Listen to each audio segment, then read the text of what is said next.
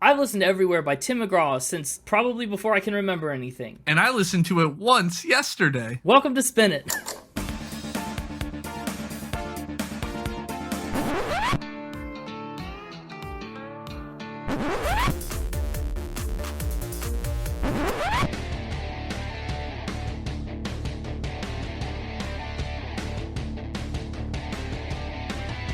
Hello, everybody, and welcome back to Spin It, the record ranking podcast for people who would rather be listening to music. I'm James, and with me, as you probably have guessed by now, is Connor. One of these days. One of these days? Yeah, one of these days. One of these days, I'll have a catchphrase. That's not a bad one, you know? Maybe your catchphrase could just be one of these days. It feels a little contrived, like you just lifted it from Tim McGraw. Yeah, but for a little while, it'll work. Yeah, it will. It will work. It could be yours for a little while. My goal is just to see you smile, audience. Oh, I thought you were talking to me. Wow. Yeah, ain't that the way it always ends? I'm excited for this week's episode. I've been wanting to put this Tim McGraw album on the podcast for so long. I've tried so many times to squeeze it into the schedule. Why not? And there's always been something else to do instead. It's either we've just done a country album, we've just done a 90s album, we are coming up on a holiday, or we have, it's one of your pick weeks. It's just never worked out. And so finally, 62 episodes in, we're making it to Tim McGraw. Indeed. Mm-hmm. Now, you're more of a, I don't mean you're a huge country music fan, but you're more of a country music fan than you are of other types of music. Yeah. And surely you know Tim McGraw. Oh, yeah. Oh, yeah. See, that's a yeah with an O in front of it. That's how much he knows Tim McGraw. Tim McGraw is right at that borderline era where, country music, right before country music really started leaning into the pop music side of it. Yeah, he's pre-pop. Well, actually, I would argue that later Tim McGraw is a part of the country pop revolution in some cases. Yes, you could argue that. But, he's, not, as country as, your George Jones is. Oh, goodness. Yada, yada, it's still a new style of country music, but it's not where we're at currently. That's true. So you probably knew a lot of the songs on this album then. Not a lot, maybe, but at least a couple. It's old. Older than you are, or as old as you, at least. I knew at least 6 of these. Wow. Okay, 6 out of 11. That's not bad. And some of them I could have heard and just forgot I heard. Again, country music was playing all the time. My grandmother was a big fan of country music. Yeah, country music, especially this album, was on for me a lot too. My mom had this album and loved it. And I distinctly remember, especially, Where the Green Grass Grows, that was on all the time. We would dance around to it. And, so, there's a lot of, sentimentality behind this album for me, which I hope doesn't affect its score. But I honestly can't tell sometimes. This one I might be in too deep. I'll tell you. Okay, thanks for keeping me honest. But first, I'll tell you about Tim McGraw, if you didn't know. You're going to get a little backstory. Buckle up. Samuel Timothy McGraw. Yeah, I know, right? His first name is not Tim. What? Yeah, he was born in 1967 in Louisiana. His mother, Betty, was a waitress, and his father was future MLB pitcher Frank Tug McGraw, who would eventually go on to play for the Mets and the Phillies. Tim actually didn't know that until he was 11 years old. He thought that his stepfather was his dad and thought that his own last name was Smith. And then that's when, for a school project he was digging around, he found his birth certificate. And when he was 18, he got to know Tug McGraw. And they had actually a pretty close relationship until Tug's passing in 2004. Despite not knowing that necessarily for a long time, he was also a baseball player himself. He played ball in high school, and he was a member of the Future Farmers of America, or FFA, if you're not familiar. He went to college at Northeast Louisiana University on a baseball scholarship, and actually, he didn't really plan on being a musician. His ambitions were to play pro baseball until he sustained a career-ending knee injury during college. So that's sad. Yeah. We might have Tug McGraw and Tim McGraw on the Phillies. It could have happened. Think about all the songs we wanted to got, though. Well, that's a good point. Well, actually, one could argue that that's not a good point because, a little spoiler alert, Tim McGraw doesn't always contribute to his own songwriting. Especially on this album, he's not going to get a bonus point for that. So, no. The songs might still exist. They just maybe would sound different. They just want to be the same. And so, Theseus is shipping all that. How much of it, is it the same song if the person singing it who made it popular isn't the one singing it? As somebody who cares and pays attention to music royalties for songwriters, I can assure you, Well, yes. hang on. Royalties are different from whether or not it's the same song. Whether or not the intellectual property of that song is the same is different from if the song is the same. Well, okay, to be brief diversion into the technical side, every song that you hear on the radio has two sets of copyrights, right? One set is for the words and the music, for the songwriting. One set is for the recording, the master that you hear. They get paid different royalties based on different things. Yeah, it's very complicated. But the point is, Tim McGraw didn't go pro baseball. He got that knee injury. He decided to pick up a guitar. Legend has it that when college Tim McGraw first started out, his roommates would actually have to take and physically hide his guitar from him because he was so bad at playing and would play so often. But soon enough, he got over that and he was playing and singing for money. And in 1989, he decided it was time to make the move to Nashville to pursue music professionally, as most country musicians did. In 1990, one of his demos caught the eye and the ear of Curb Records. It was actually through a mutual friend of his father, Tug, and Curb executives. The mutual friend heard the demo while he was riding along with Tug, and so he went to Curb Records and said, listen, you got to reach out to this guy. You need to hear this. Sure enough, they did, and they, boom, signed Tim McGraw to a recording contract. His first single, What Room Was the Holiday In, came out in 1991. Huh? That title just always makes me laugh because every time I hear it, I think of the Holiday Inn hotels. Right. Funny, like, what room was the Holiday Inn? It's a bunch of rooms. That's the point. Yeah. Tim McGraw didn't know this, apparently. He had to ask. You had to ask what room, yeah. Well, it was a different time, before you could just Google it. Yeah, that's what the problem is. That song wasn't exactly a huge smash hit. Critics and DJs kind of said that it showed undeniable promise, though. So they were kind of already taking the bait on Tim McGraw a little bit. He also kind of got a boost from his father's notoriety, which helped him secure a couple of early appearances way before his music would get him there on his own. You know, Tug McGraw kind of did the Michael Bublé's grandpa thing, where he went to people and said, hey, put my son in there, you know? I don't think he put it in any toilets, though. You don't know that, though. I don't know it, but I'm guessing. We'll talk about it. Yeah. Tim McGraw's eponymous debut album was pretty similarly unimpressive. It's actually the only album he's released that never earned any RIAA certification or been on the top country albums chart. So by Tim McGraw's later standards, a flop. However, I mean, I use that term lightly because it's still an early Tim McGraw album. It's still pretty decent. His second album, though, Not a Moment Too Soon, was his real breakthrough success. And I mean, what a difference. Not a Moment Too Soon was the best-selling country album in 1994. It features some big hits like Don't Take the Girl, Down on the Farm, and of course the controversial Indian Outlaw, which is one of the singles that got people talking about the record. Some of those singles took him to the top of the country charts and even up to number 15 on the Billboard Hot 100, which is pretty wild for a guy who had virtually no success from the first album. To see the second one explode like that. His third record, All I Want, continued that trajectory of pretty significant success. It sold over 2 million copies in the United States and debuted at number 1 on the country charts. That record is home to classics like I Like It, I Love It, which is the Nashville Predators' goal song for the hockey team. And actually, it was that third record. He went out on the Spontaneous Combustion Tour in 1996. That is what led him to Faith Hill, who was his opening act. Oh, Faith Hill, Tim McGraw. Yeah. One of country's greatest superpowers. Yeah, tale as old as time, or at least tale as old as October 1996 when they got married. So as old as time. That's as old as time. Time didn't start before October 1996. Yeah.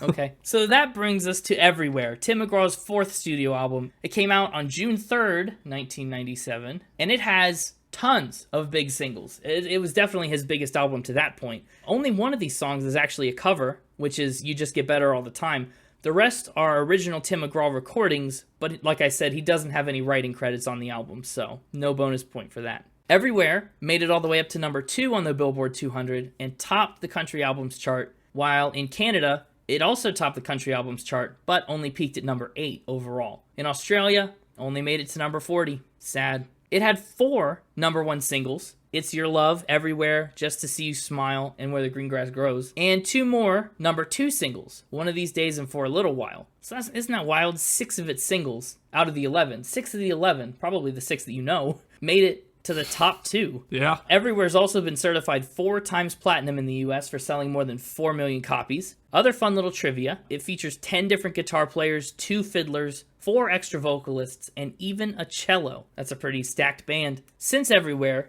Tim has put out 12 more studio albums, and he's had tons of success with other singles like Just to See You Smile, Live Like You Were Dying, Please Remember Me, Felt Good on My Lips, Highway Don't Care, and many, many, many, many more. All of you probably know a Tim McGraw song. Even you people that say, I don't like country music. I would bet you know a Tim McGraw song. And this should come as no surprise to you, Connor, but also to the audience in particular. He's also taken up a bit of an acting career. His first acting gig was a feature on an episode of the Jeff Foxworthy Show way back in 1997. He also had roles in Friday Night Lights, in Flicka, and very prominently The Blind Side, to name a few. Yeah. More recently than that, though, he played a NASA engineer in Tomorrowland, and he appeared in 1883, which is a prequel to the Yellowstone series. Indeed, with his wife. Faith Hill. They actually, it was like a agreed upon thing though. Like if they wanted one, they had to take the other. They were doing it together or not at all. Cute. Yeah. Nothing beats extortion as a couple. Tim McGraw has a star on the Hollywood Walk of Fame, which he received in 2006. He's been nominated for 20 Grammy Awards, and he's won 3. Twice for Best Country Collaboration with Vocals, and once for Best Male Country Vocal Performance. He's earned quite a few awards from the Academy of Country Music Television, and the Country Music Association. And he's also got some People's Choice Awards in several years, a slew of Radio Music Awards, lots of Billboard Music Awards, and even, this is a first for us, I'm pretty darn sure, Playgirl magazine named him one of the top 10 sexiest men in 1997. Congrats, Tim. Nice. Yeah. In addition to being an artist and a songwriter, McGraw, of course, is also a record producer. He's helped co-produce at least 5 country records since '96, and he's also done a lot of charity work as his fame started to take off. He hosts a Swamp Stock celebrity softball game and concert every year, which helps benefit baseball in Northeast Louisiana. He's also hosted a couple events to raise money for the Country Music Hall of Fame here in Nashville. He's a member of the American Red Cross National Celebrity Cabinet, which is a group that contributes to all these initiatives and fundraisers and things. And he's actually considered for a time breaking into politics, but that hasn't happened quite yet. And another trivia tidbit, his annual income is estimated to be around $38 million. Or at least that's what it was a couple years ago. Can you imagine? Like, what would you do if you made $38 million every year? Not this podcast. Wow. Oh, wow. Okay. I see. Is this just a job to you? Actually, I probably would do this podcast. Actually, I'd have more time to do this podcast. That's actually. True. Imagine how much better this podcast would be if we had $76 million between the two of us. Do you think Tim McGraw's ever actually been everywhere? Yeah. Yeah? Oh, you do? That's what the internet would have me believe. You type in Tim McGraw everywhere and you get tons of hits, so I assume he's done it. That's a good point. Why would you call an album everywhere if you hadn't been everywhere? Right, that'd be basically lying, and lying's bad. Tim McGraw's no liar, so... Yeah. If there's one thing Tim McGraw isn't, it's a liar. Probably not. You know who is a liar, though? Everyone's favorite dastard. You really like to inflate the mixtaper's ego when you say things like that. Everybody's favorite liar. Is he not? Yeah. Hey, out there, if you have a different dastard that you prefer to the mixtaper, tell us so we can deflate his ego. Yes, please. Everybody, go to our Twitter @SpinItPod and @your favorite dastard. Love to see that. Well, what are you waiting for? I guess, yeah, let's get him in here. Yeah. Sorry, what are you waiting for? You're just trying to kick me out. You're like, get out of here. Let him in. I want to play. I want to play Fact or All Spin. right, I'm sorry. I broke the tie. I want to keep going. Yeah, let me leave. Hey, it's me, your favorite dastard. Hi, Mixtaper. How are you? I'm the mixtapiest. Thanks. I'm glad to hear it. Honestly, trying to decide what the best order is for these. Oh, there's not a clear final ramp? Well, there's a clear final ramp, but I definitely know which one's last. I just don't know which one to kick off. Oh. I think we'll start with this one. He owned a sports team. That's a good first fact. And we've had facts like this before, too. Michael Bublé was an owner of a sports team. What sport did Tim McGraw? Was it a baseball team? I know he's a baseball fan. No, you'd think maybe it was, but it wasn't. It was football. Okay, and what level of team are we talking? NFL? We talking like a lesser league? It was an arena football team. Which team is that? The Nashville Cats is the name of the team. Okay, Nashville Cats Arena League football. What's their history like? In 2005, the Arena Football League expanded to Nashville, using Tennessee Titans owner Bud Adams as the majority owner of the team, the Nashville Cats, and minority owner Tim McGraw. Interesting. Does he, I mean, you said owned in the past tense when you presented that fact. Does he still own the team? Yeah, well, 2 years later, the team folded. Oh, so, not a good team. Yeah. Interesting and sad. So, did he buy into the team? Did he invest and then lose the money when the team folded? What's that look like? Well, I don't know. Soon to be an owner, you gotta pay some sort of money. He probably didn't pay much, considering he was a minority owner. Like, not as much as, like, Bud Adams or anybody. Well, no. but it still probably ain't cheap. And I don't know depending on what his like return on investment was, maybe he made it back in 2 years. I don't know. Probably not. Probably not, because I mean, when did the Titans come to Nashville? It had to be before this. So I don't think the demand for arena football in Nashville is particularly high. Yeah, probably not. This is tough. This could just not be true about Tim McGraw, but I kind of think I believe it. He's a sports fan. He was in The Blind Side. That's a football thing. Yeah, that's football. Yeah, I'm going to say this is a spin. Oh, really got me on that one. I did. Did not see that coming. Well, what happened was I was thinking fact, and then I did the Blind Side thing, and you went along with it way too easily. Oh.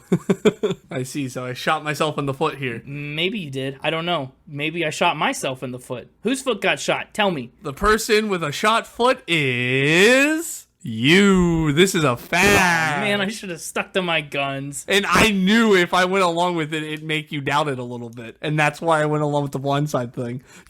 I played you like a fiddle. That was some dastardly fiddle play. Fiddling was another elective I took. Oh yeah, clouds and fiddling. Wow. Okay, well, that'll serve me right for not trusting my gut. Yeah. You know, gut is just tug backwards like Tim McGraw's father, so I'm going to trust my gut. Trust your tug. Speaking of anatomy and guts, he has a 5-head. What a ridiculous...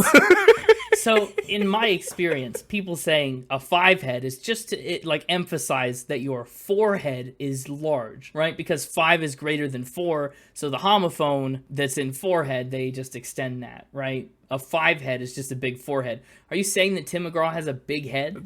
That's what I'm saying, yeah. He has a 5-head. But I'm not the one saying it. He says that. He is. Yes, he claims he has a 5-head. Is that quantifiable? I don't know. Like, what's the inch difference between a 4-head and a 5-head? And is it strictly in height, or... At least one. Well, yeah. How did he come to this realization that he has a big head? He's always known it. His whole life, he's felt he's had a 5-head. Well, surely he hasn't had the same sized head his whole life. Maybe it's a ratio thing to the rest of the face. Oh, yeah. Tim McGraw's always had a 5-head ratio. Yeah. So why is he talking about this? Did people pick on him for it, or did someone ask him what he thought of his own forehead? I'm a little... It's a huge part of why he adopted his signature look of the cowboy hat. Oh. To cover up his 5-head. I see.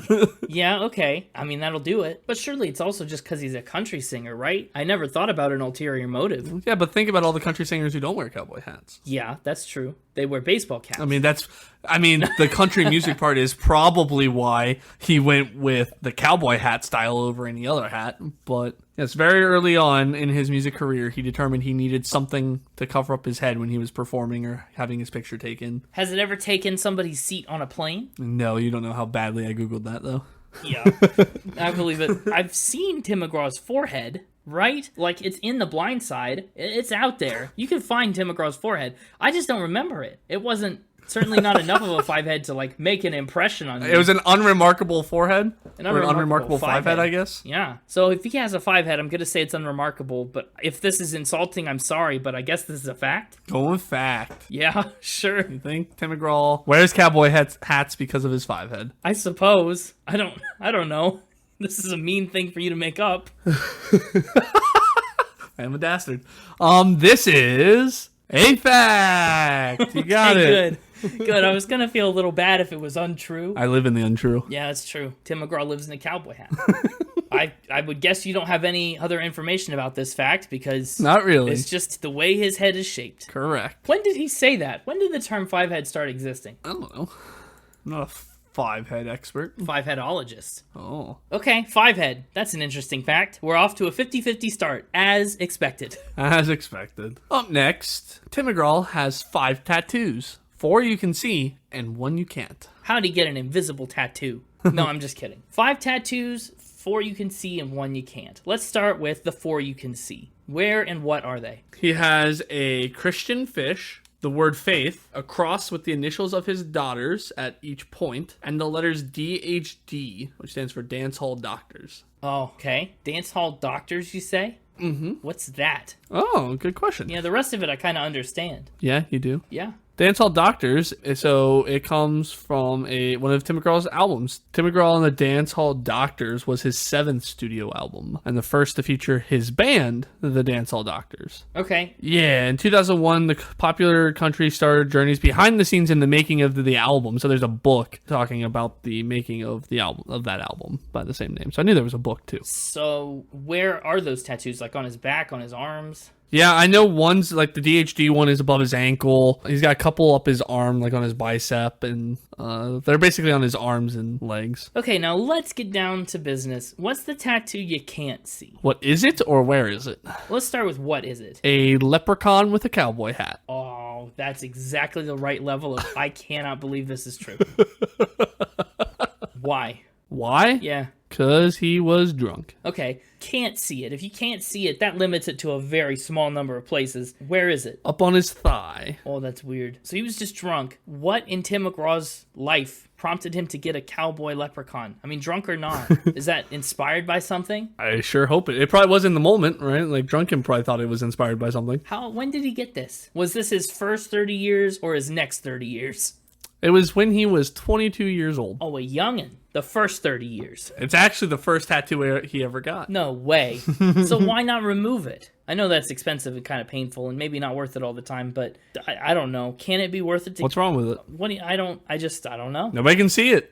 Nobody can see it except Faith Hill. Well, yeah. What does she think of it? I don't know. She's our only other eyewitness. Don't know how she feels about the leprechaun, but when he got the DHD on his ankle, her reaction was when he said, "I don't know if my wife is going to like this," she said, "I'm not your mother." So I guess that means she didn't care about little cowboy leprechaun. Does it have a name? Does he name it something? Or is it just... I'm going to choose to call it Gregory. I don't know if it has a name. Yeah, I'm going to say Tim McGraw and Gregory. That sounds false. That's a spin to me. Saying Gregory's not real. I'm saying that leprechaun might be as real as any other, and I'm calling it a spin. You're calling it wrong. This is a fact. Tim McGraw has a cowboy leprechaun tattoo. You're telling me Yep. That's a fact. On his thigh. So it's not visible. Is there, like, if I Google it, will I find it? You'll find articles about it. I don't know if you'll find an image. Let me take a look here. I'm not seeing any images of it. What if this was just an elaborate prank? What if it's not real? Like, he says that it's real and tells people, and he's like, "Oh yeah, I've totally got this thing," and it doesn't exist. I'm seeing evidence of it. People talk about it. Yeah, people talk. He talks about it. But that leads us into our final ramp. He owns a private island. That's a pretty hefty thing to own. Yeah. How many people out there own private islands? I mean, there's a finite number, in theory. I know that's a question you're probably not prepared to answer. I just have to think that Tim McGraw, should he own one, would be kind of part of an elite club. I Googled how many people own private islands and did not get a number. He's supposedly a member of this club you're talking about with people like Mel Gibson, Nicolas Cage, Marlon Brando, Steven Spielberg, John Lennon, Shakira. Wow, okay, that's quite a list. And so where is this island? Where in the world is Tim McGraw Island? It's a smaller island off of the main island, Darby Island, in the Exuma district of the Bahamas. Ooh, tropical. What's on the island? Does he have a house there, like an airport, a dock? How does he get to this island? The island is reportedly 17 to somewhere between 17 and 20 acres worth of land, with 1 mile of waterfront and 2 beaches. The structures on the island include a 15,000 square foot, 8-bedroom main residence consisting of multiple pavilions connected by thatched roof loggias. The home includes a lookout tower, and other buildings on the island consist of guest and worker housing for staff that live there year-round on the island, yurts, and maintenance buildings. Wow, that's extensive. How much did he pay for this island? I mean, I know we talked about he was raking in $38 million a year, but that island doesn't sound cheap. I don't know how much he paid for it. Wow, that's a really cool fact that would be nice to have. How often does he get to go as a musician, touring and stuff? I don't know, I guess you'd keep it pretty busy, but... Yeah, Tim McGraw loves to go there with him and his family. He says it's the most beautiful place on earth. Okay, yeah, I can believe that. It better be if you paid untold millions of dollars for it. I called it Tim McGraw Island earlier, but does it have an actual name? Yes. So the name of it is Goat Cay. A cay is a low bank or reef of coral, rock, or sand. Okay. C-A-Y. But I guess when they bought it, you can name your island whatever you want when you buy an island. Of course. Well, it's your island. Yeah, exactly. So they named it L'Isle des Anges.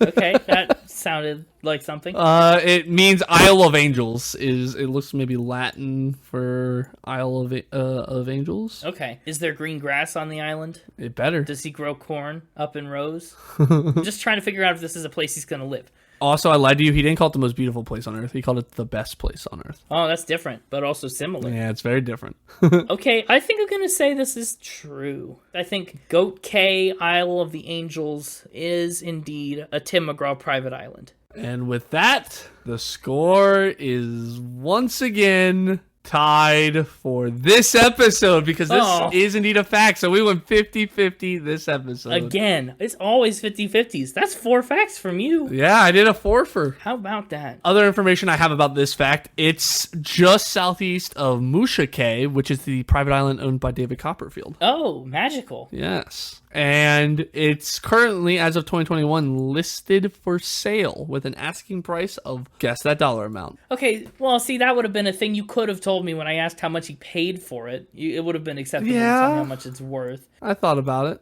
Guess what the asking amount is as of, well, that's decided. He bought it in 2003, so with inflation and everything, I don't know what he would have paid for it. I would guess, I don't know, how much would I be willing to spend on a private island? That's a joke because yeah, right. I don't know. I don't even, what's an island going for nowadays? That's kind of the whole point of this question. It's only 20 acres, but it comes with a lot of stuff. Also, the island is completely off-grid and self-sufficient with generators and a desalination plant. I almost asked about that because I was curious how far away from shore and how they'd keep it. Provisions are shipped in by barge. Access to the island is by boat, seaplane, or private airstrip. So it does have an airstrip. Oh, yeah, look at that. I think this island costs, it's hard to say, $140 million.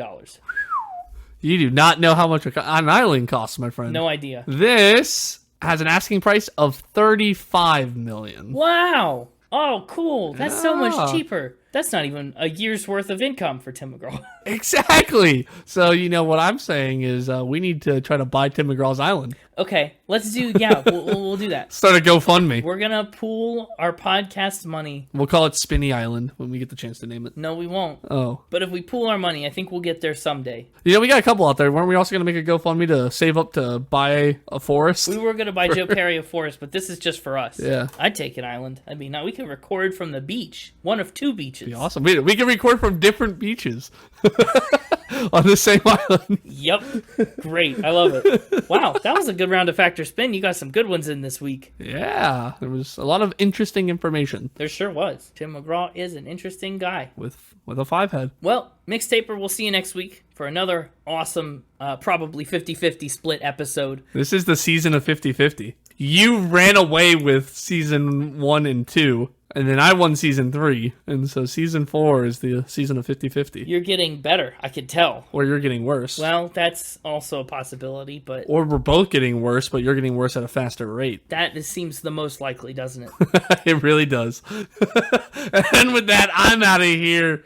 Back to think up more facts and spins for next week. Yeah! Well... That was fun. Welcome back, Connor. I am back. I'm sorry I kicked you out, but you see why I was so excited for that? Yeah, so excited to go 50-50 again. Okay, well, that wasn't the plan. Is it ever? No. The sad thing is you ruined it for yourself. You didn't trust your backwards tug. You're right. I didn't trust my gut on that first fact, and that is what cost me another win. Yep. Let's talk about the album art on Everywhere. There's really not much to say, frankly. Yeah. It's Tim McGraw covering up that 5-head with a cowboy hat, kind of doing a little smolder right into the camera. And to really make sure it was covered up, he cropped most of it out. It's like a 2/5 head. Yeah, it's super protected. What do you think? Does it work? Does it not work? It's just kind of here for me. Yeah, no, I think it's very in tune with a lot of country album arts from this time. That's true. Just photos of the faces of the people singing. Yeah, and it's not like his other country albums, early ones like this, were much different. Yeah. Just him with his head at a different angle, Like that's how you could tell the albums apart. But this one's in black and white. It's a little moodier. But I think we should just jump right on into the first song, the first of 6 that, like you said, made it to number 2 on the chart. Yeah, big hits here. The first song is anything but black and white. It's Where the Green Grass Grows. I've already kind of spilled the beans on this one a little bit, but I love the crap out of this song. It's been a staple of mine, like, since before I have any memories. I promise you. Like, one of the first songs I ever knew, literally. I'm gonna live where the green grass grows. I've got a question. Is there a more iconic fiddle part in any country music post 1997? Because I racked my brain a little bit. Okay, you added a lot of clarifiers on there. Okay, yeah, true. But also, there hasn't been a lot of fiddle in country music since 1997. Like, since we talked about, he's kind of the end of this particular country music era before everything started getting more poppy and the fiddle kind of got phased out. Yeah. I don't know. I just think Where the Green Grass Grows is kind of darn near the fiddle's latest peak. There's nothing as iconic since 1997 that I can think of. Yeah, exactly. Like, I'm sure it's made appearances, but... Not that I can recall anyway. So musically, this song is a standout right away. And the lyricism, honestly, nailed it. This song was written by Craig Wiseman and Jess Neely, and honestly, personal opinion, I think Craig Wiseman rarely misses the mark at all. I actually had the chance to meet him and hear some of his stories a few years ago, and it was actually really incredible. He played some of his bigger songs. I said, hey, that song is like really significant to me, so thanks. That was cool. Wow, that's cool. Yeah, I know. Definitely sounding like your score is going to be a little biased. Well, we'll okay, see. but maybe not. I don't know. We'll find out. Yeah. Just, there's a lot of, I mean, this song really paints a picture in your head as you're listening to it. I mean, all these lines just spark major imagery. Yeah, right from the beginning, taillights as red ants marching into the night. It's a classic. That's a great line. And I gotta say, the 99-cent heart attack feels such like that's a line from the 90s, you know? Now it's a 4 for 4 heart attack. Wendy's not a sponsor. Not a sponsor, but could be. But could be. I don't know. I like so much of that. Planning our dreams where the peaceful river flows. I really like the line. You said a good chunk of the verse one lines, but I really like the ending one. And the camel's buried in a big straw stack. Yeah. That's a great line. You know, like the phrase, straw that broke the camel's back. So it's just like the camel's long been back broken, lying on the ground, and now just straw is piling up on it. It's still just piling up. Yeah. It's true. It's not stopping. There's a couple different associations that line kind of draws to mind. And it's a good one. It's a very powerful line. And I kind of like bars on the corners and bars on my heart. It's a pretty clever parallel and like a double usage of bars. Yeah. Concrete grown in the city park. Literally every line in this song is certified poetry. I don't know about certified. Well, find one that's not. I challenge thee. They're good. I'm just not saying. Like, let's not be throwing around every line is certified poetry. Okay. Fair. I'll allow that. That's valid. But I think it's a great opening song. It's a great opening song. Draws you right into the Tim McGraw country music vibe, and it keeps you there. Up next, though, that song only lasts for a little while before we get into For a Little While. Another one that hit number 2. Yep, Biggie's right off the bat. So I guess the last one hit number 1, right? So I said hit at least number 2. Yeah. The last one was a number 1, and this one was one of the number 2s. Yeah, hit or pass, number 2. Yeah, I love the way he launches into that chorus. He just really lets it rip. I laugh every time that fires up. I'm in it. I'm with it. You laugh? That's the line. He starts into the chorus. Oh, yeah, okay. I don't know why I interpreted that as like you were saying you laugh every time he hits the chorus. This chorus is hilarious. I was like, what? No, it's the line. It's the line in the song. I just like the way he sings it. And I just like the way that this song is such like a happy reminiscence. I think a lot of songs like this, they kind of tend to get sad or mopey and go, dang, like I wish, remember when times were so good, and this song really doesn't burden itself with that. Well, it's great because it's like it's the continuation of the previous song. The previous song is him talking about what he's gonna do, right? He's gonna go to where the green grass grows, and this is like he's there now. Yeah, it kind of embodies that mantra, don't cry because it's over, smile because it happened. Very nice positive attitude. I don't know. I think it's a great second track to raise the energy of the album and to like propel us right onward. Does it raise it, or does it just keep... Because I think Green Grass Grows has a pretty high energy to it already. It does, but I do think this pushes it to the next level. I guess there's just... Yeah, it maybe pushes it, up a level. Because, again, the way he hits the I laugh and he goes high with it and holds it, like, it's powerful. It is. And it's a little faster paced, too, than Where the Green Grass Grows. A lot of the piano work in there really keeps it moving. Is it kind of funny? The bridge kind of strikes me funny, how I keep seeing pictures of me and her in those summer nights. Like, how do you keep seeing them without, like, looking for them? Yeah. They're not just around. Like, you've sought that out. Yeah. Listen, he didn't say he didn't seek it out. He just... I keep seeing them. Claimed he kept seeing them. I pulled it out and there it is. So long on love, but short on time. Just top tier. Top tier songwriting here. And then from there we go into the next number one hit, It's Your Love. It's Your Love. This one was a huge song. Yeah, it's still, I mean, I hear it on the radio from time to time still. Oh, yeah. Well, of course. You know, it's Tim and Faith. This is country music's power couple, one of their most well-known and well-loved duos. I think in this song, the chorus is great. The verse, I think, has some dips. I'll be honest. Really? Yeah. Some simplicities, some things. Emotional touching my skin. I don't love the double touch. Really? Yeah, I don't like that. No, I think it's a good. I actually like that. I like the symmetry of it. I guess. Yeah, it kind of does mirror itself a little bit.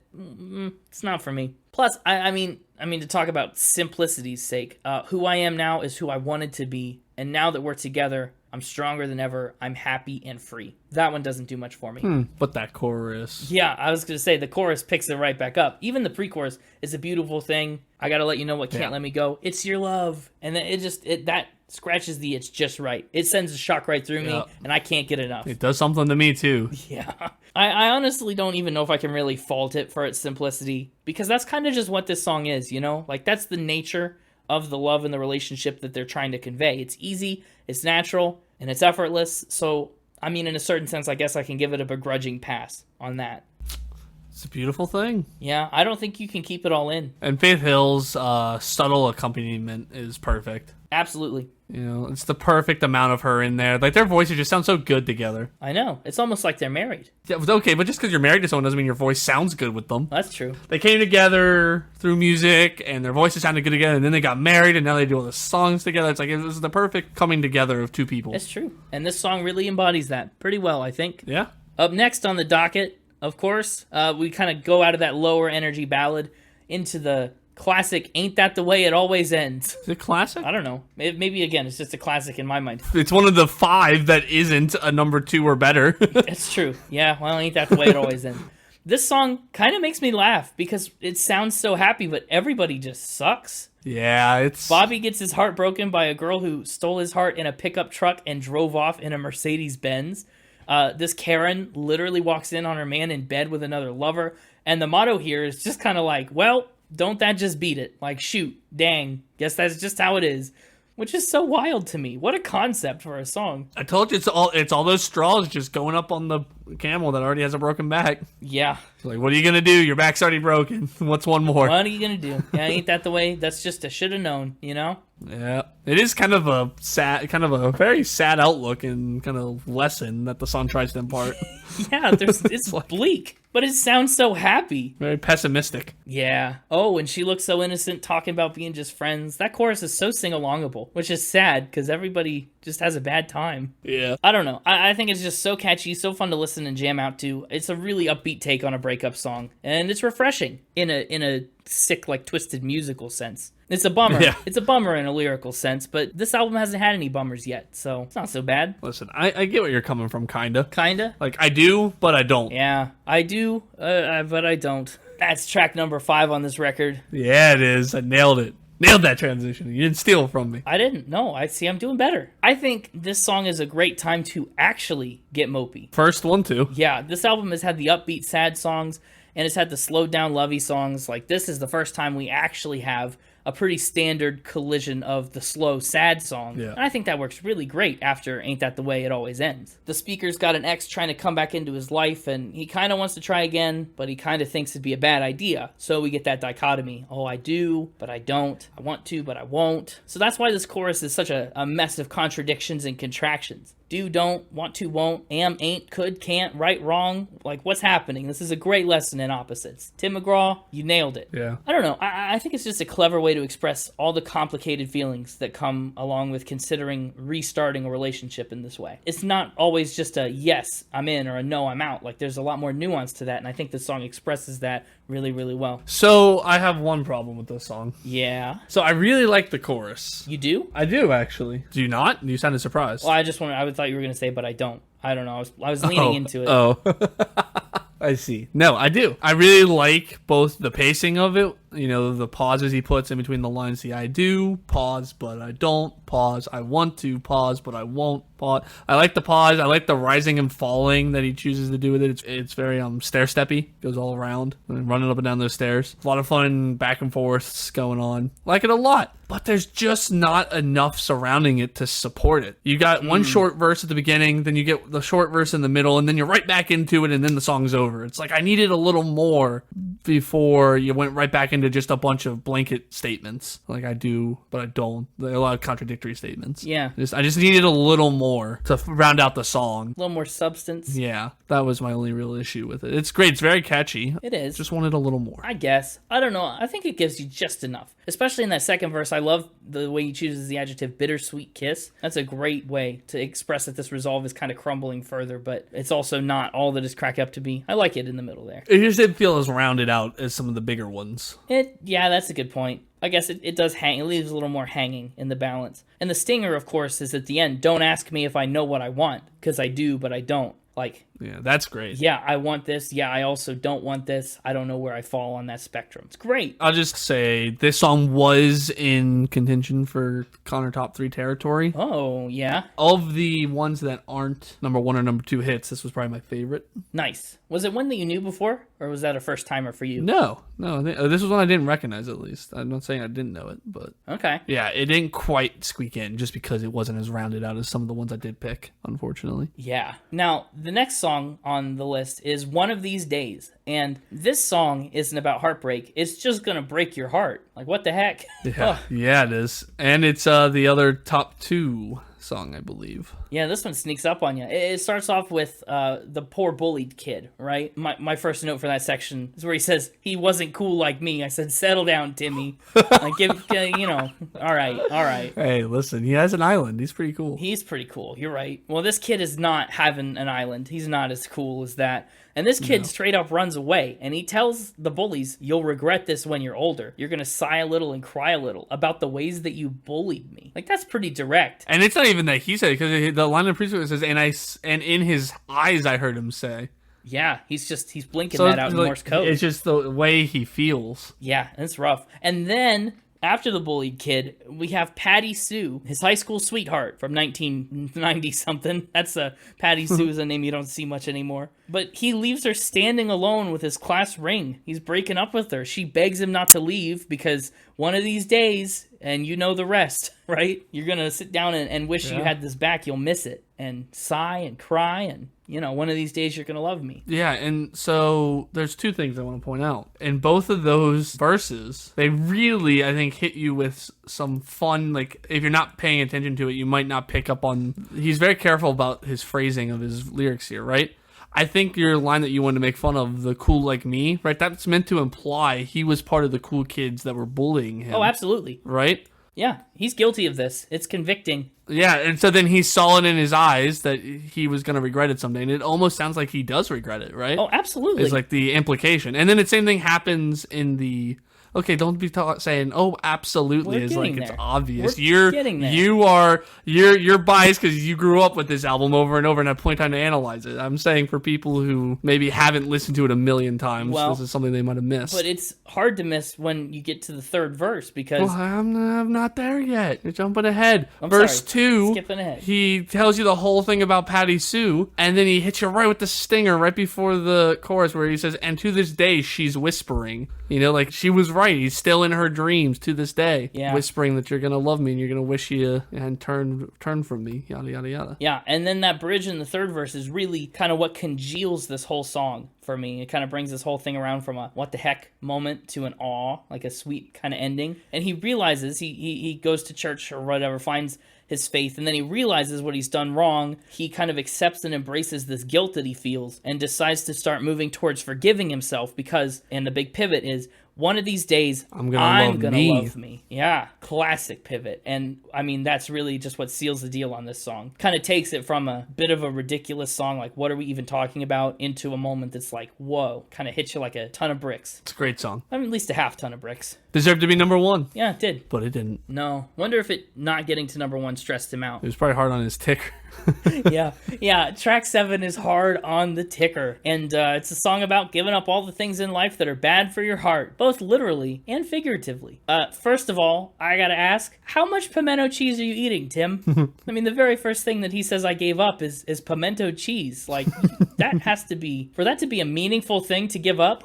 Maybe it's just one of the things, like, when, like, you give something up that's not really that meaningful, but it makes you feel like you're trying. Oh, yeah. Like, he doesn't eat it often, but now he can't eat it. Yeah. I'll say it here on the podcast to get ridiculed and on social media and in the comments. I really don't know what pimento cheese is, and at this point, I'm a little afraid to ask. Really? I see it on things. Like, I'll see people, it'll say, like, oh, pimento cheese on this. And, like, when I was down in Nashville, I got that one dish that was had pimento covered cheese in pimento cheese, apparently. Yeah, you've eaten pimento cheese. It didn't really taste any different from regular cheese. What makes it special? Pimentos, like peppers and stuff. Pimento's okay. Yeah. Oh, it's just like all these people talk about how great pimento cheese is. I'm like, I never really knew what made it special. Well, then it'd be easy for you to give up. Yeah, but Domino's delivery? Oh gosh. Yeah. No.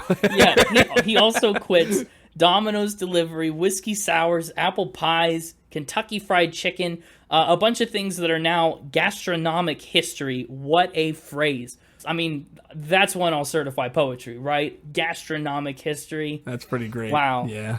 Like a fart in the wind. Honestly, that little bit kind of reminded me of another later Tim McGraw song, My Next 30 Years, where he drinks a few more lemonades and not as many beers and kind of does this, but on a whole song scale. So those are things that are physically hard on his heart, right? And then he says he's given up scary movies, roller coasters, stressy things, and just taking it slow. Other things that are like hard on his heart in that sense. And why is he making these changes? Well, it's because his poor heart is already under enough stress. His girl is hard enough on the ticker. Yep. He doesn't need all these bad habits and pressures. And on his ears, she nibbles on them. Yeah, well, that would, yeah. I think, okay, here's my thought on the chorus. I have a note. It's a clever twist to get to hard on the ticker, but I cannot stand the certified buffoonery line, she ought to have a sticker, to warn people that she's hard on the ticker. I mean, that's a bad rhyme. Do better. Yeah, that's Do a bad better one. than ought to have a sticker. Yeah, that one's not great. I do like the pre-chorus ramp up of the I oughta get a policy, a double, yada, yada, yada. Gave up on the word indemnity, didn't you? Maybe. I'd make my beneficiary a whole lot richer. And he what's the term I'm looking for, the musical term, where you like slide into the note, right? But he slides up rather than down. Most people go down into a note. He went up into it. Yeah, I think that's a really bizarrely involved pre-chorus. I had it in my notes too because, like, what a break from the normal tone of this song. Yeah, I gave up Domino's, and I better get a double indemnity to make my beneficiary rich. Like, wow, we just really whipped it all out there. The terminology is strong. I hate that and I love it. I do, but I don't. You know, it's just the little things like that give this album a lot of its charm. To be fair, I guess we should say the sticker line's not as bad as it could be.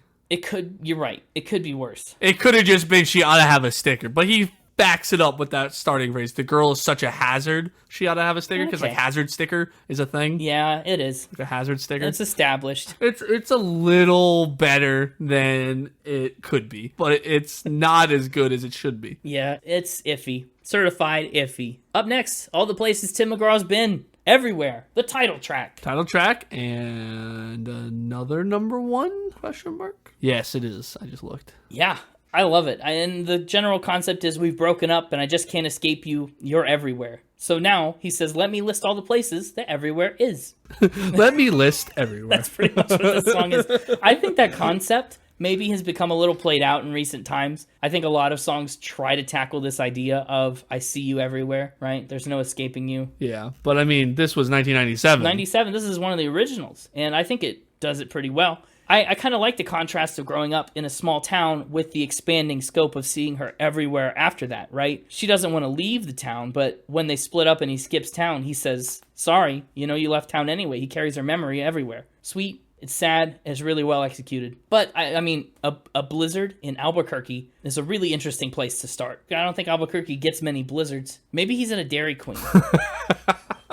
I'm trying to think if there's like another Albuquerque he could be thinking of. Well, look at all like, these places. talking about. Apparently, everywhere for Tim McGraw is just in the South, because it's Albuquerque, it's Arizona, it's Georgia, it's Carolina. Where's the farthest north we go? Oklahoma, Texas. So we got Carolina. Carolina is probably as far north as he gets, and even that's a South. There could be a South Carolina. Who knows? Could be. I don't know how far up is Oklahoma. That's right next to Texas. It's Texas's hat. It covers Texas's fivehead. I'm just trying to think if Texas's hat goes above Carolina or not. I'm not a map expert. A mapologist. But yeah, waiting out a blizzard in Albuquerque. It's a weird one, right? Why do we start there? I know he needs a rhyme with desert. To be fair, I guess like an inch of snow in the South is like a blizzard to them. It's true. So, No, it does shut down everything. And it's not because it's necessarily like awful, but it's because nobody knows what to do with the roads. You're kind of stuck because there's just not the resources. Anyway, I do have to point out maybe one of my favorite bits of lyric anywhere on this album. You're on every highway just beyond the high beams, right beside me in all of my sweet dreams. Mostly,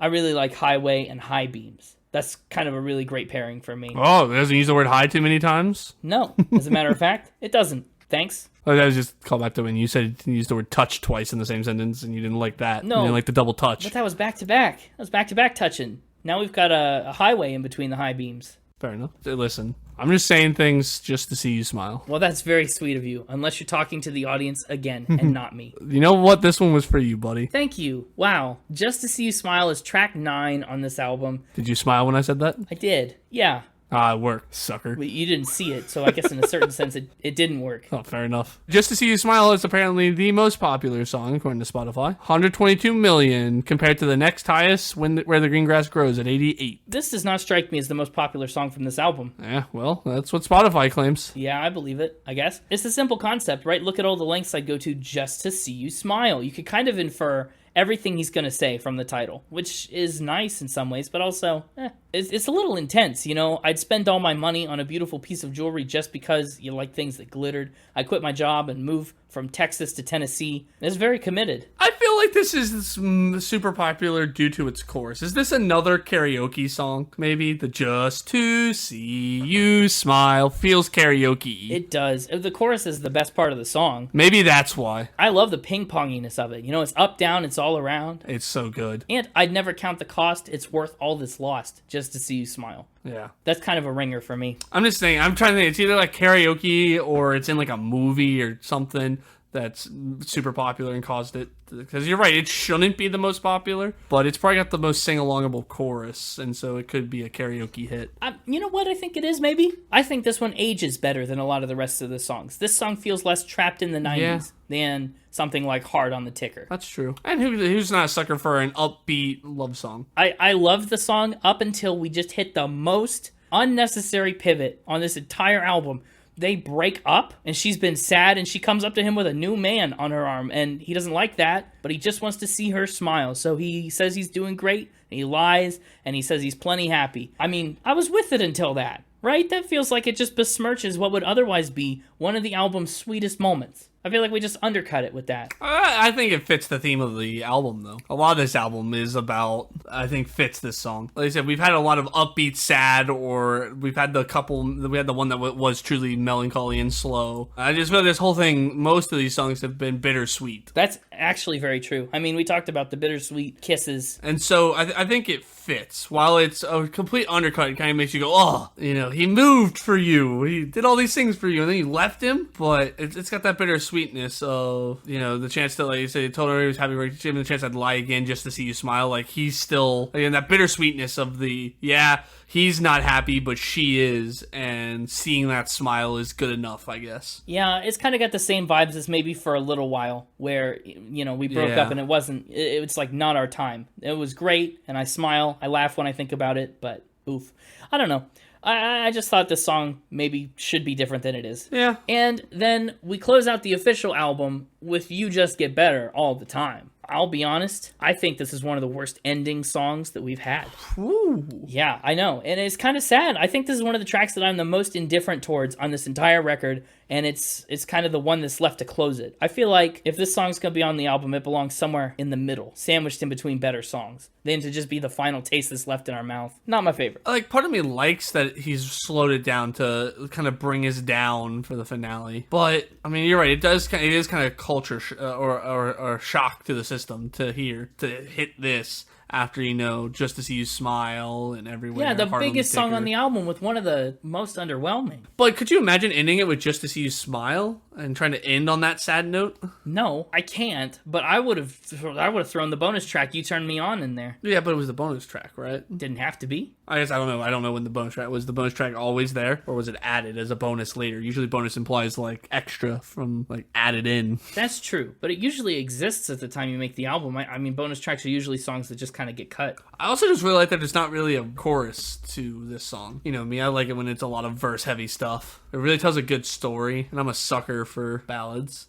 Absolutely. Well, if you're a sucker for ballads, this album's kind of full of them. I think You Turn Me On came out with the album. Yeah, which is good. I really do think it needed that. I don't know. You just get better all the time. It's pretty short and sweet. Basically, the idea is you just keep getting better, and as long as you're with me, so will I. I know I said at the beginning that Ain't That the Way It Always Ends was probably my favorite of the non-number 1 or 2 hit songs. Yeah. But I don't know. This one, I could get that one a run for its money. Depending on what mood I'm in, which one I'd want to listen to more. Wow. Okay, fair enough. If I'm really in a ballad-heavy mood, I might take You Just Get Better All the Time over Ain't That the Way It Always Ends. Yeah, well, fair. But I do just think, I feel like we can't just end on that song. Bonus track, You Turn Me On. I think this song is a much better closer. I guess in a certain sense, it feels like another end credits song. It's the curtain call of the album. Lighthearted, fun, kind of upbeat. It's a good cap to put on this record. He starts by listing all the things that he's off. Tim McGraw really likes these listy songs, doesn't he? Yeah. I think a Tim McGraw ingredient is lists. And a chorus that pivots that into something that's new and unexpected, right? Tim McGraw is off love, he's off women, he's on hunting and fishing, but he's off lovesick foolery, and it ain't cool. I don't know. It's okay. He's off all that stuff. But then, all of a sudden, before he can get too deep into his hobbies, You flip the switch on the Doomaflitch. yeah, you flip the switch on the Doomaflosh. I looked up this word. According to Urban Dictionary, Doomaflosh is a word used when you don't know what a thing is, or Yeah. a random object, or a funny word to call someone who's being weird. Yeah, like that, or a thingamajig, or a whatchamacallit, or you've never heard of that, Doomaflosh? I've not really heard the word Doomaflosh. No, that's kind of a new one for me. But thingamajig, obviously, I'm familiar with. A ton of fun country ways to say things when you don't know what they are. Yeah. Also, I mean, okay, but like, what is this chorus? I played my piano like Liberace. I feel like we're all up and down and over the place. Like, ooh, you turn me on in all these weird ways. Yeah. A lot of bizarre analogies here. Crank the tractor. He gets kind of growly on the word woman, too, which is interesting. He's like, woman, you tripped the trigger. It's like, whoa there, calm down. Woo, deep breath, Tim. Unflip it. Unflip, yeah. Turn it back off. Unreversed. Yeah, I mean, that's basically the song, It's that lighthearted. Yeah, I don't know. I think I disagree with you. I've been agreeing with you on most of the album. I think I disagree with you about the ending. I think I would have preferred the other one to end it. Really? Yeah. Disgusting. No, I'm just kidding. I don't know. I feel like in my head, this is the canonical end to the album. Instead of the mid-tier, You Just Get Better All the Time. I would prefer. I mean, it is the end of the album, right? It's the last song. So. Well, yeah, sure. But if it's a bonus track, I kind of don't count it as a bonus track. I think it's a necessary track. I like the melancholy ending. Fair enough. But that takes us into Final Spin. Yeah, let's get to it. I got scores. I got opinions. I've probably said most of them already. I'm going to keep it pretty short and sweet. This album is fun. It's sing-alongable musically. And honestly, I think it's pretty unexpected sometimes with the way that they pair the music and the lyrics on some of these songs. I think that's a cool musical decision, especially something like Ain't That the Way It Always Ends. Very unexpected pairings there. I don't think there's really too many musical dull spots on this album. Giving Music a 91 is a pretty solid, near turn-of-the-millennium country album. They don't make them like this anymore. At least most people don't. Even Tim McGraw doesn't. Lyrically, ooh, I love all the twists and the turns. I really like the range that this album presents of funny and serious moments. And I think that there's some cleverness to the way that these words are manipulated to music that doesn't fit their mood. It kind of makes the lyrics pop in a certain way. I don't know. I just like the contrast of moments like One of These Days I'm Gonna Love Me with You Cranked My Tractor, Turned Me On. You know what I mean?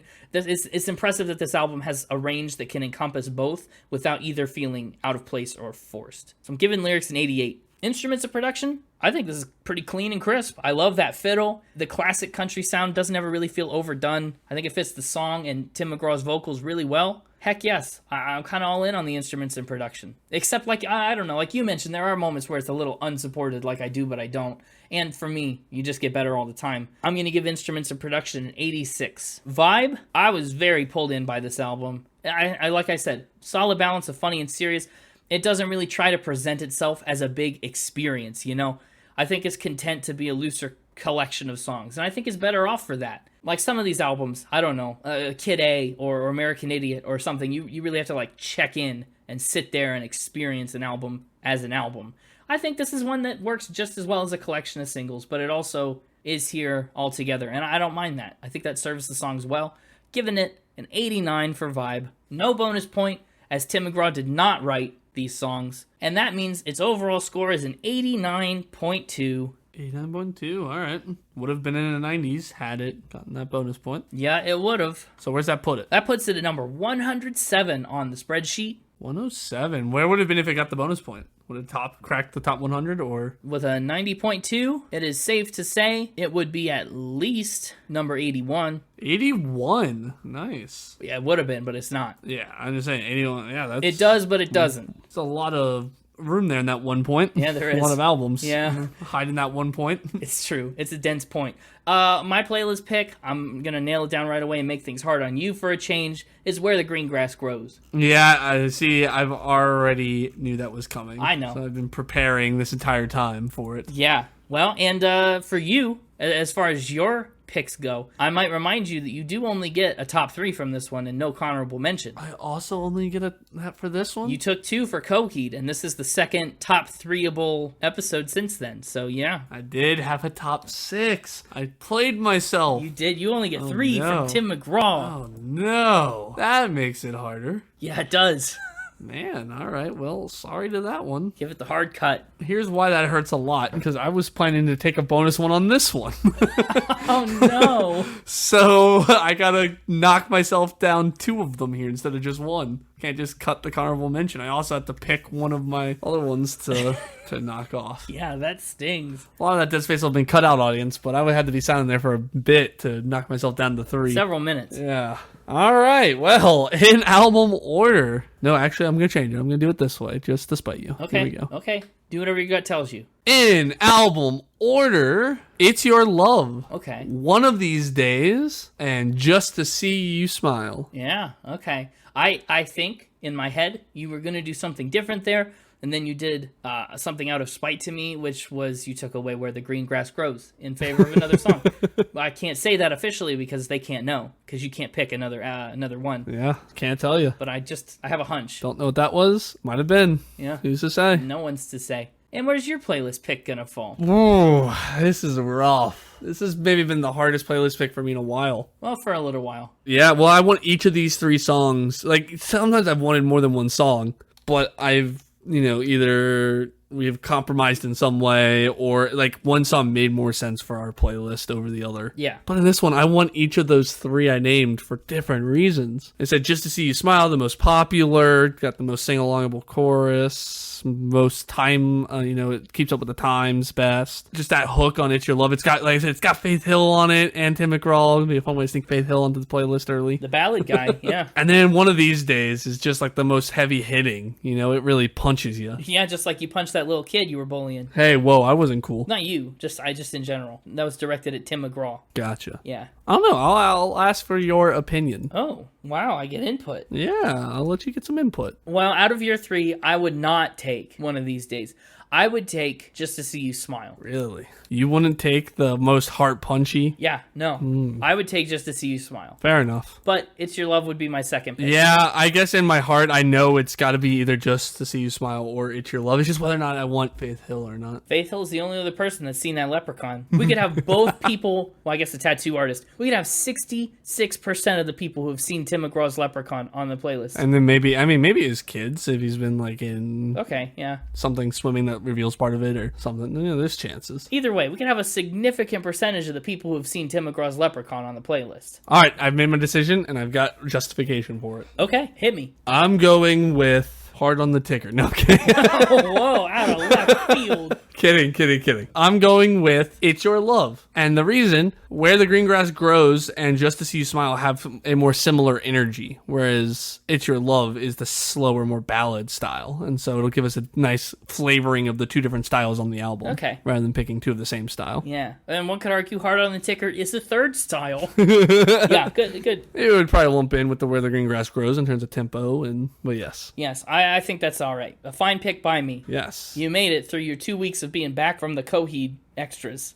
Yeah, I need to go punch past me in the face. I think you've already missed the chance. Unfortunately, he's slippery, that one. He's always out of reach. I want to give him a talking to. Yeah, well, the best you could do is give a talking to future you instead. Hey, future me, don't screw over future current me. That's just a mess. Every time you listen to this podcast episode now, you'll have that little reminder for yourself. My score and unit this week is a respectable 8 unremarkable 5 heads out of 10. Unremarkable. Well, it's not a remarkable 5 head. Tim McGraw, yeah, if you're listening, your 5 head is fine. 8.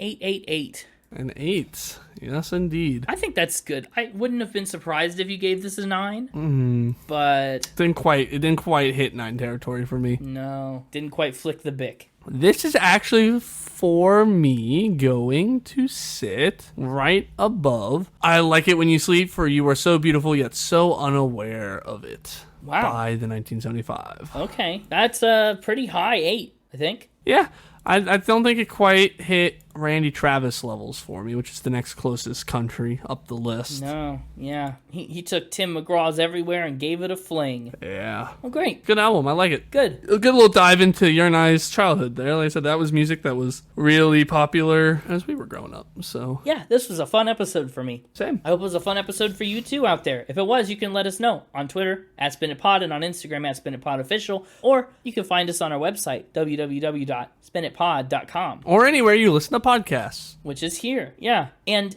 next week, we've got an exciting treat. We're getting back into the oft talked about spin cycle of albums. Next week, we're picking an album that was inspired by an earlier episode of the podcast. An album I hadn't listened to until we did an earlier episode. And which episode inspired it? Episode 20, Plastic Hearts by Miley Cyrus. Yeah, it did. Is what led me to next week's album. She lives on into episode 63. So she does. And you'll have to wait around and see what it is. Or if you're familiar with that episode, you might already have a guess. Maybe you know. Maybe you know. But until then, you're going to have to tune in to find out. We'll see you next week. And until then, keep spinning. You took it lighter on the milk this week. So don't even say that word to me. Milk. Also, it's the mixtaper who had that problem, right? Oh, yeah. Sorry. It was just you also. Hey, it's me. Yeah, hey, welcome back. You took it easier on the milk this week, didn't you? Oh, gosh, milk. It's my new archenemy.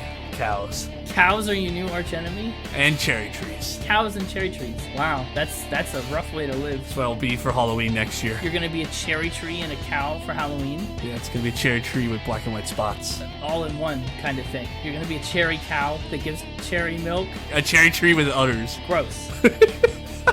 In the episode.